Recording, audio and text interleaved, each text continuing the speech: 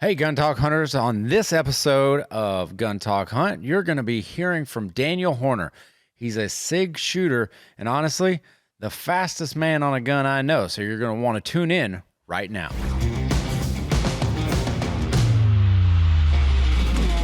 All right, welcome in, Gun Talk Hunters. I'm your host, KJ, and I'm sitting down with the fastest man on a gun that I know. Like I've seen this guy shoot. He's a true professional in every sense of the word. We've got Daniel Horner on. Daniel, how are you doing?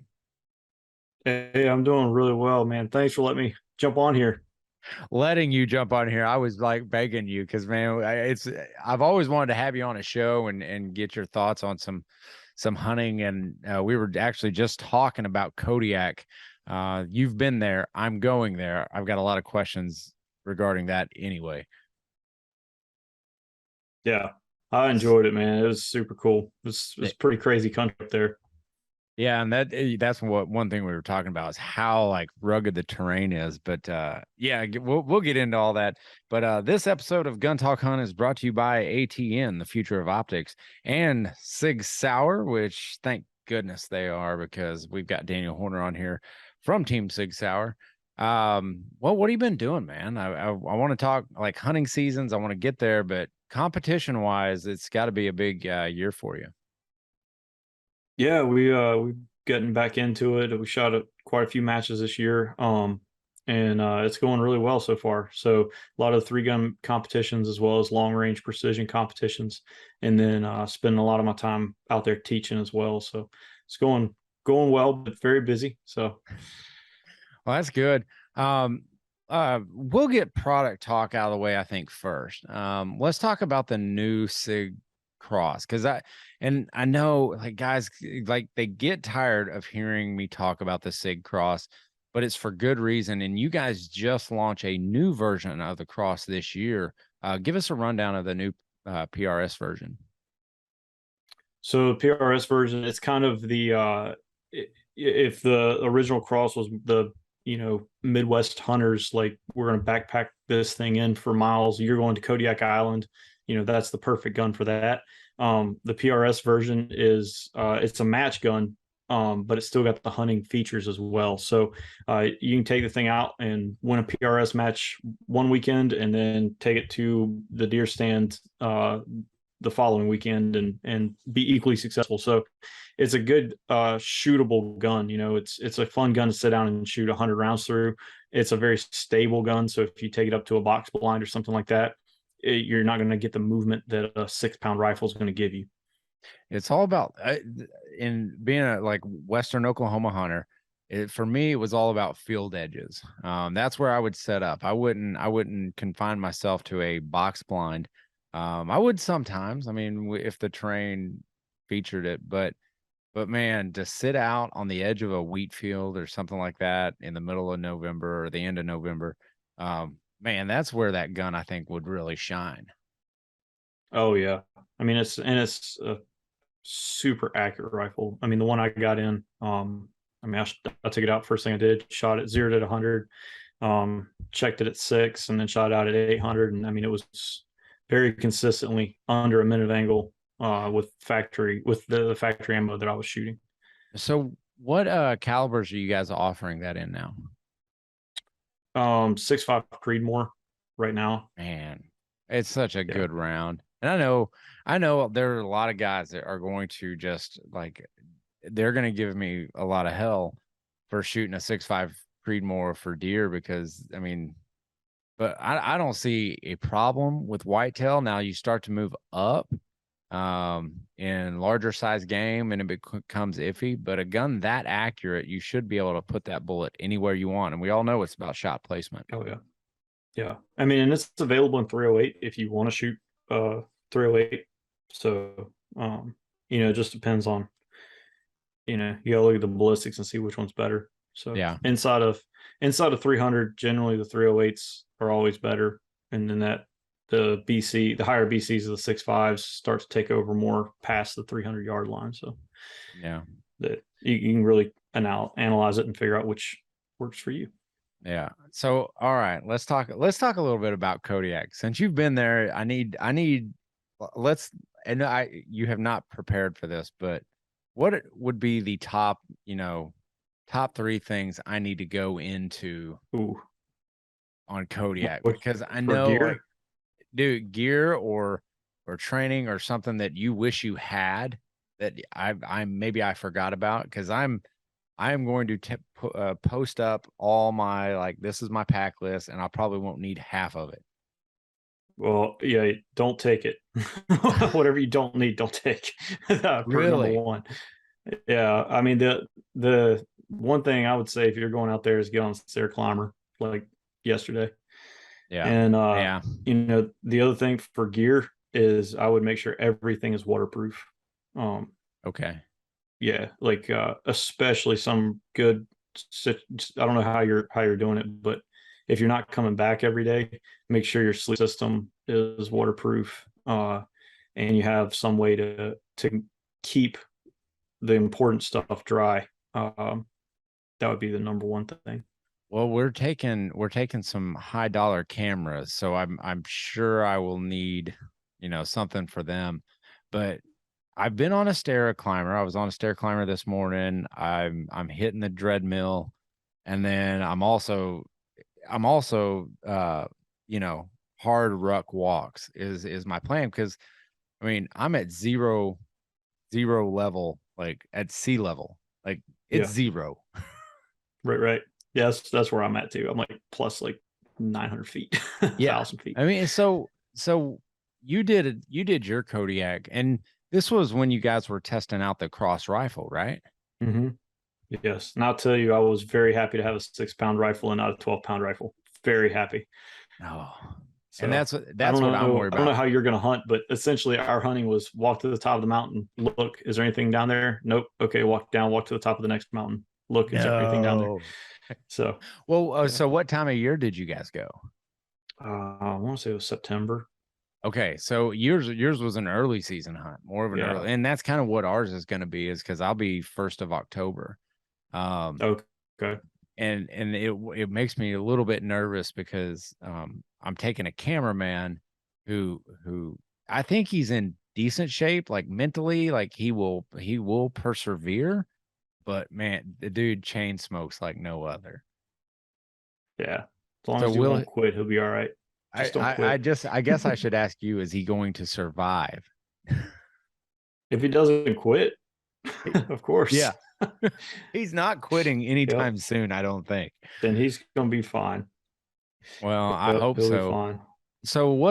So I know, like, there's an initial, so we're going with a transporter. So we'll stay and sleep and move on the boat during the evenings, and then they'll basically drop us off on the beach in like a little dinghy or whatever, and then go up from there. Is it a pretty If it hard were trek me, in? the around the water, the areas that we were, all the areas that we were around the water was very difficult because it's got these like bogs. So there's little like heads of marsh grass that you have to walk over with water around them. Yeah. And then once you get out of that, you get into the mountain laurel stuff. So and that is some very thick, very thick stuff. And you got to get through that and up to a little bit altitude to get out of it. And then the mountains take over. But I would say, man, uh, I would not ever leave my poofy coat and poofy pants or Yeah. my tough rain jacket and tough rain pants. Really? Yeah. Like Man. if I left to take a leak, I would take those things with me. we, we were on the side of one mountain and it was 60. We started it up this little place last year, and we were only going to go maybe 1,200 yards. But there was some pretty serious elevation in it, and we had an opportunity to stalk in on a ram, and it was probably 60 degrees and sunshiny, just beautiful. And so we're like, we're going to jet up here, see if we can get this shot, and come back. And the decision was made, like, take what you need to shoot, like, which is a gun and a tripod, right? Like, Right. you need to go. And so we took off and we got up there. And when we turned around to come back, the guy that was filming for us was afraid he was getting ready to go into hypothermia, and he had been working up there for 6 or 8 years. and it was snowing sideways to the point that we couldn't come down off the mountain because it was too slick and icy. So we had to let it pass, and we basically, we didn't really have much up there because we had stuff required to shoot. We're going to go back and get everything to pack it out. So poofy pants, poofy top, full set of rain gear at Every all trip. times. At all times. Yeah, see that makes me rethink some of my decisions in clothing options, because I've got weatherproof gear, I've got the puffy stuff, and it's just I was like, well, if I leave that, I'm trying to cut weight. I just don't know, man. Now hearing you say in September it was snowing sideways, and it So, is Alaska. yeah. Yeah. That makes me rethink it was pretty intense, man. But yeah, I mean, obviously you'll be fine no matter what, but yeah. it Well, I mean, maybe it not. can be more comfortable. It can If be a little I, more comfortable if you take the yeah, right stuff. yeah, it's an interesting way to look at it. And so when you guys were pushing this, when you guys were on Kodiak pushing the cross rifle, what are the things that stood out for you on the firearm side of things that with the cross, given Oh, that hunt in the elements? first and foremost, the weight, man.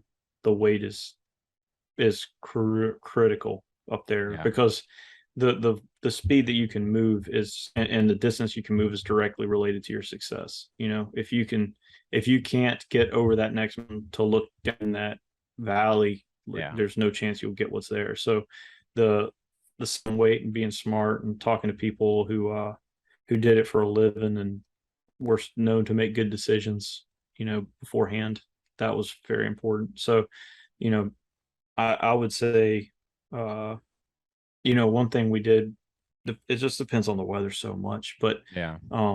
you can save a little bit of weight with your sleeping bag by wearing your poofy stuff in the sleeping bag. Um, so then you don't have to have quite as high, quite as thick a sleeping pad, obviously. Yeah. Um, little stuff like that. And have that being said,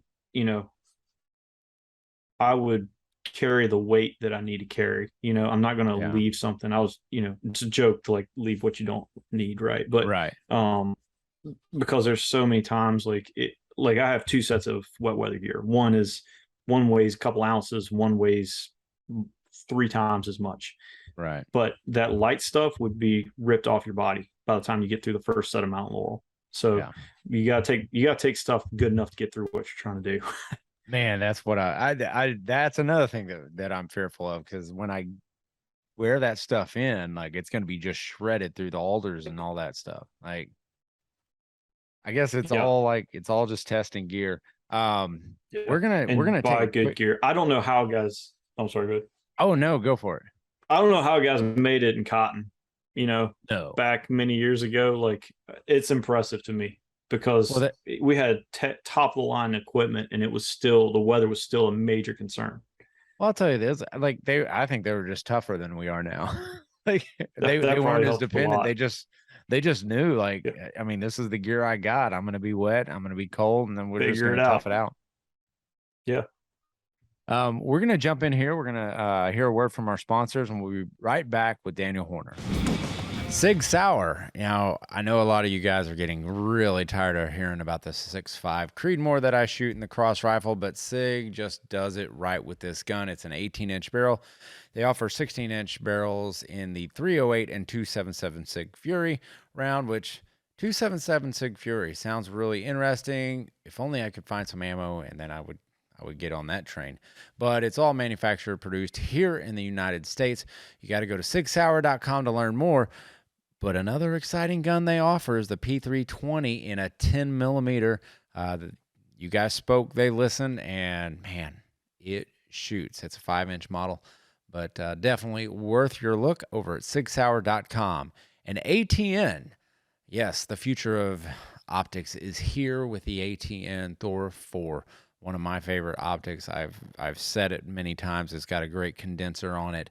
The one-shot zero, Bluetooth capabilities, Wi-Fi. I mean, it has more bells and whistles than a Christmas Day parade. This sucker has it all. You can record, and again, nothing hides at night. So if you're looking forward to getting out and having a relaxing evening hunt and not seeing much, I'm sorry, the Thor 4 is not for you.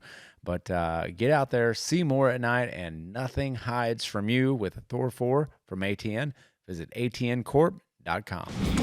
All right, we're back with Daniel Horner of Sig Sauer, and we're talking about my lack of like gear that I'm taking to Kodiak, and now my pack's starting to grow in size. What medical stuff did you take? Because that's where I'm trying to refine on what I take, because you never know if you're going to slip, you're going to fall. I mean, lacerations, breakages, grizzly bear, like you just don't know. Yeah. So, what'd your medical pack look like? I was fairly serious about the medical stuff.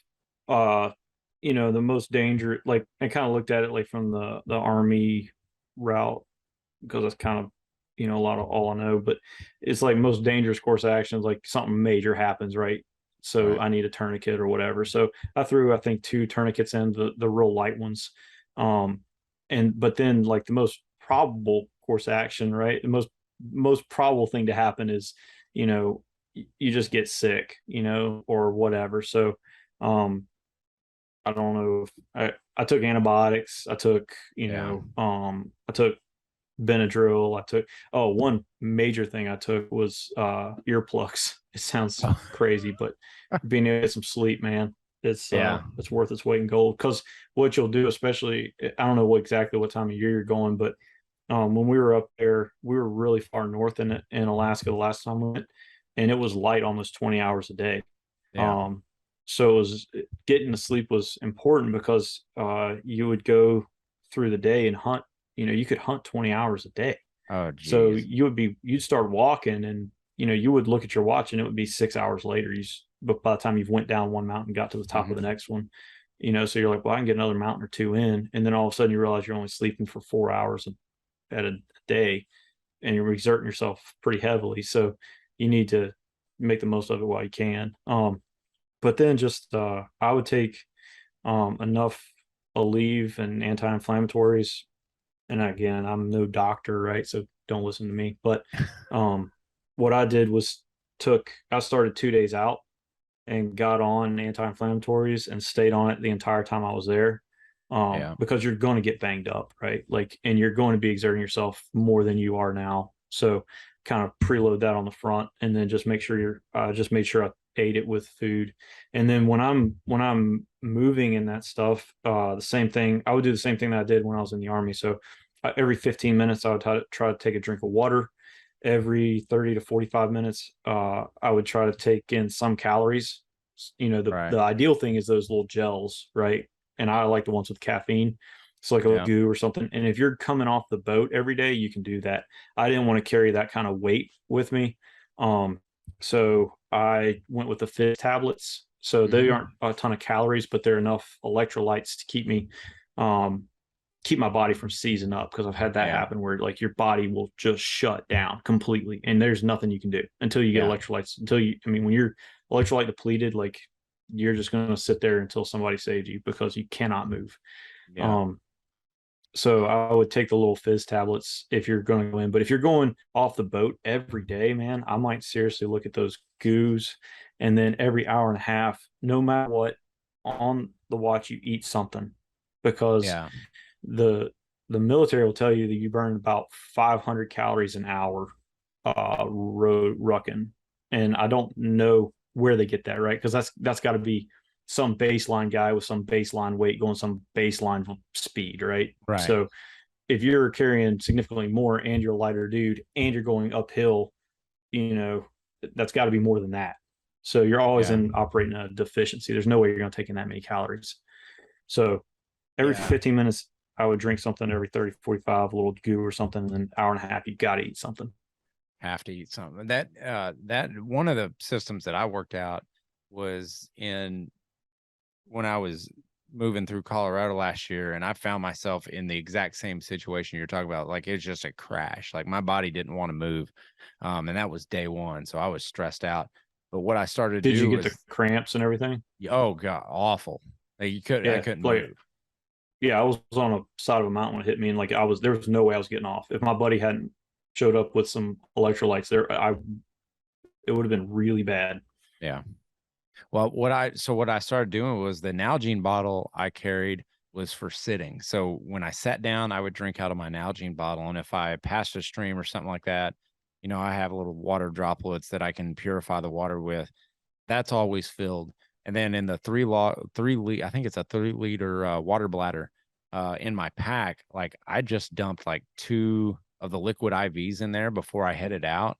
And so that's always filled with an electrolyte. So that was used when I was hiking. So I just have the, you know, the nozzle there and just hit that, you know, every 15, 20 minutes while I'm hiking, just to try to get a little something in me. Yeah. Sounds like we had One thing similar that I would do experiences. is, yeah, for sure, it sucked a lot. I would ask the guy too what the water situation is, because, and it's just a personal thing. I hate taking water for a walk, man. Like, I Yeah. do not want to carry 3 liters of water up some mountain for it to sit there and enjoy the view with me. Like, Yeah. so That's a fair point. It gets yeah, heavy. I mean, that's a lot of water, but I figure the more I drink of it, the more I drink, the less like I have to carry around. yeah, yeah. There's a little bit of logic in that, but you're Yeah. still carrying it. It may not be on your back. You're still it carrying it. makes me start to drink it. Like it makes me like say, okay, Yes. you got to drink it. But no, Yeah. it's going to be a good trip. And I think it'll be, I mean, it'll be a fun trip for sure. One thing that I do want to test out, though, that you've got more experience with me than me, are those Zulu 6 uh binos. How sweet Requirement, are those man. things? They're Like they're freaking awesome. like for like just because you're in Alaska and like we're going to be on a boat for a while, and so to have image stabilizing binos would be unreal. Man, I will be honest. I genuinely do not understand why anyone would buy any binos that were not stabilized. If you, and the only caveat to that is if you don't have any experience looking through them. But I Right. cannot imagine someone that has looked through image stabilized binos and saying, "Oh, I'm going to buy a standard set of binoculars," because Uh, it's absolutely ridiculous how much better you can see. oh my gosh, The so when it's we unbelievable. Yeah, it really is. Like, you can't even describe it. People don't think you're serious. But when we started that, it was actually right after I got to SIG. I got a chance to talk with some of the optics guys, and so I took an eye chart to SHOT Show, because back then there was no like good. There was the Canons, right, and they were Mhm. more of like vibration reduction, and that's what Right. they advertise, right? So it's like 7/10 of a degree of stabilization. But to get anything with real stabilization was like a set of Frasers, the old Nikons, but I don't think they were making them at the time. I don't know if they're making them again. Yeah. Um, but Frasers had 5 degrees of stabilization. So, and they were built for Coast Guard search and rescue was the original intent. So you could get in a helicopter, lock on with some image stabilized 15 power binoculars and actually see something. And then that technology was from the 70s or 80s, went over to some of the other units that were needing that similar technology. Right. But we were using them to spot trace in competitions, and it eliminated a spotting scope and a tripod, and it's immediate that I can get on behind you and watch a bullet fly out to 600 yards every single time. And so we had these Frasers, but they're huge. I don't know if you've ever seen a set, but they're like the size of a laptop that's 4 inches thick.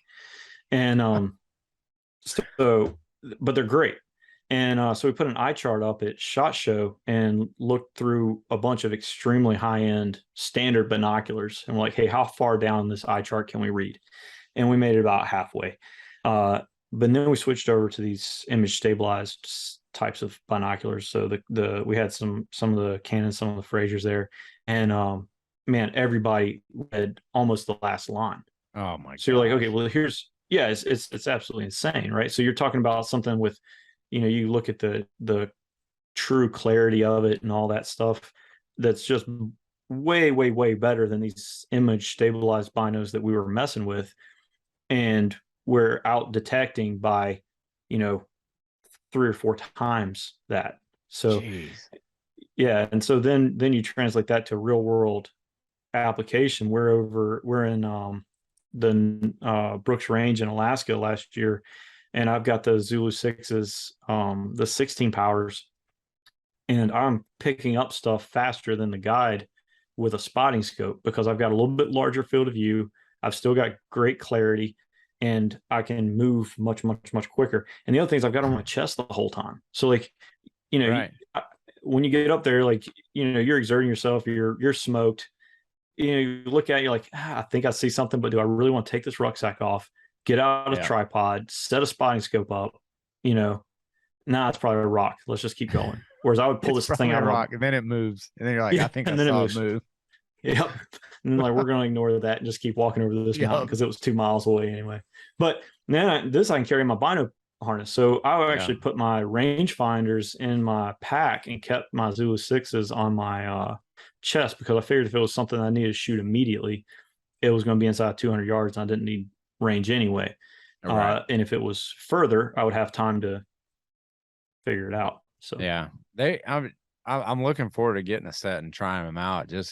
I mean, that's one of those rare situations too, where you could be moving and glass at the same time. If they're, 100%, man. especially going in with a transporter, it would be nice to have that because if the boat's going along, you're like, well, hold on a second. Like this looks like a good spot because I see, a blacktail up there 200 or 300 yards. Like this is a doable thing rather than like, hey, slow the boat way down. I think I see something. Like you can. I guarantee you'll be spotting off the boat. Like, I mean, Yeah. If I'm a passenger in a car, I can take those things and raise them up and read license plates like a half mile away while we're riding. So That's nuts. It's a That's game changer, man. That's way cool. Well, hopefully it all pans out, and I'm sure all the gear will hold up. But I'm ready to try those Zulu 6s out. But yeah. Are you taking a tripod? Oh yeah, I take tripods everywhere. Like that's my new way of hunting. Like I don't care. That's one thing I will not sacrifice on is support when shooting. Yeah, good call. So what I gotta know what tripod you shoot now. I use the really right stuff. Really right stuff. Same reason, man. Like that. We actually had that conversation when we were going to Kodiak. My buddy Patrick, we were talking and he's like, well, we can take this or we can take that. I'm like, hey man, water may or may not go, but the really right stuff tripod is going up the mountain. It's going. I'm carrying Food it. may or may not go. Really right stuff tripod's going. Those really rights are pretty lightweight, aren't they? Yeah, they're lightweight and they're the most stable. So I mean, why wouldn't you use it? I don't know. I know. But there's some guys out there that refuse to carry something. They'll say, well, I'll shoot off a tree, I'll shoot off a T-post or a fence, or I'll shoot off my pack. Well, sometimes you don't have that ability, like just how it is. Well, yeah.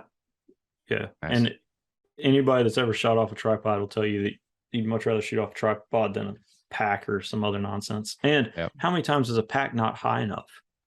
All the time. Like a tripod. Yeah, I mean, tripod, a kneeling supported position is almost as stable as prone on a good tripod. So now I can get over the top of the grass. I can leave it clipped to my gun. If I can't see a good loophole, I can move small movements, and there's always a rock solid support wherever I go. And it's cool to hang all your clothes up on at the end of the day. And in that terrain, I actually went onto Amazon and bought these little replacement. They're like metal feet, and I mean they are sharp, jagged. They'll cut you, but man, they do not move. And I think they only paid like $10 for them. Like it was awesome. It was an awesome deal. Oh yeah. But yeah, I got a couple sets of different feet. Yeah.